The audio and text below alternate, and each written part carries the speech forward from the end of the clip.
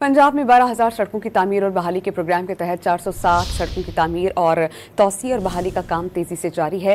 वज़ीर आला पंजाब ने रोड्स प्रोजेक्ट की तरजीहात मुकर्रर करने की हिदायत जारी की। हम बात करेंगे इस पर डॉन न्यूज़ के रिपोर्टर अदनान शेख से। अदनान, बताइएगा कितना टाइम फ्रेम दिया गया है और कितना बड़ा मनसूबा है जिसको मुकम्मल करना है?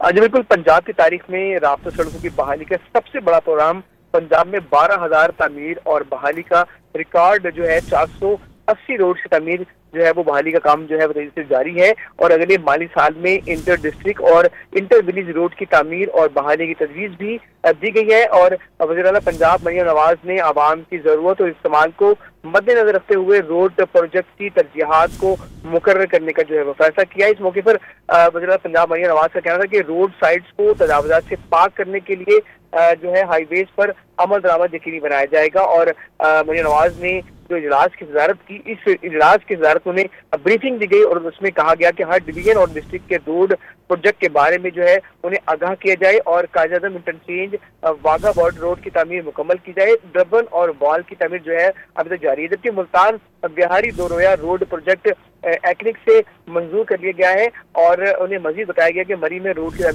की तमीर और बहाली का जो तमाम जो प्रोजेक्ट है उसको भी मुकम्मल कर लिया गया है। जबकि करतारपुर राहदारी प्रोजेक्ट में शकरगढ़ रोड मुकम्मल कर लिया गया, जबकि रोड की तामीर जो है वो जारी है और रोड की अमूमन चौड़ाई 12 फुट रखने की तजवीज़ पर इत्तफाक किया गया है।